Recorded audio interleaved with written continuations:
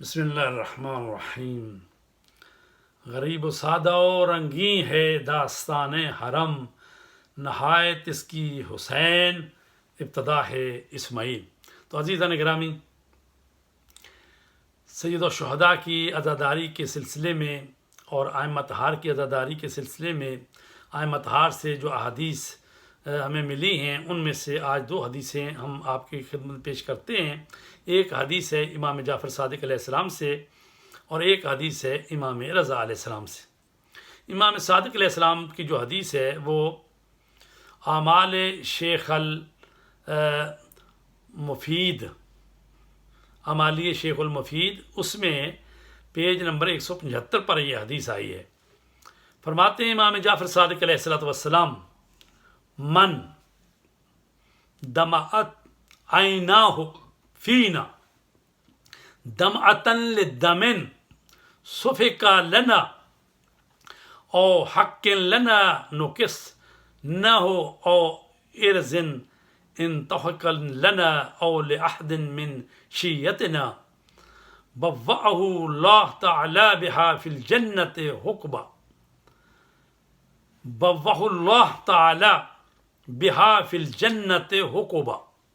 فرماتے امام جعفر صادق، جس شخص کی آنکھ سے ہماری مظلومانہ شہادت پر یا ہمارے حق کے چھن جانے پر یا ہماری حرمت کی پامالی پر یا پھر ہمارے کسی شیعہ کی مظلومیت پر آنسو کا ایک قطرہ بھی بہے گا، خدا تعالیٰ اسے اس کے عوض میں دائمی بہشت بری سے نواز دے گا۔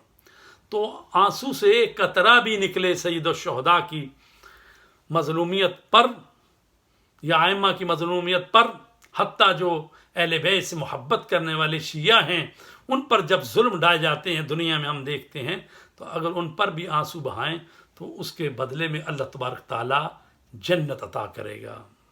دوسری حدیث ہے بہار الانوار، والیوم نمبر 94، پیج نمبر 286 پر۔ قال الرضا علیہ السلام، یبن شبیب ان کنت باقیا لشیء فابکی للحسین ابن علی علیہ السلام فإنہ ذبح کما یذبح الکبش۔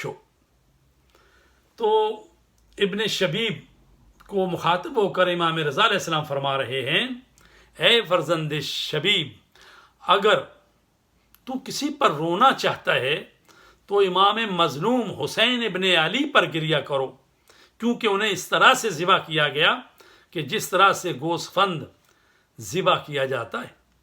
تو لہذا امام حسین علیہ السلام کی وہ عظیم قربانی اور جس طرح سے ان کو بھوکا اور پیاسا کربلا میں شہید کر دیا گیا اور اتنے زخم ان پر لگے ہوئے تھے کہ آپ کا جسم اطہر جو ہے تیروں سے اور نیزوں سے چھلنی تھا، اور آپ کو اس طرح سے ذبح کیا گیا جس طرح سے ایک گوسفند کو ذبح کیا جاتا ہے۔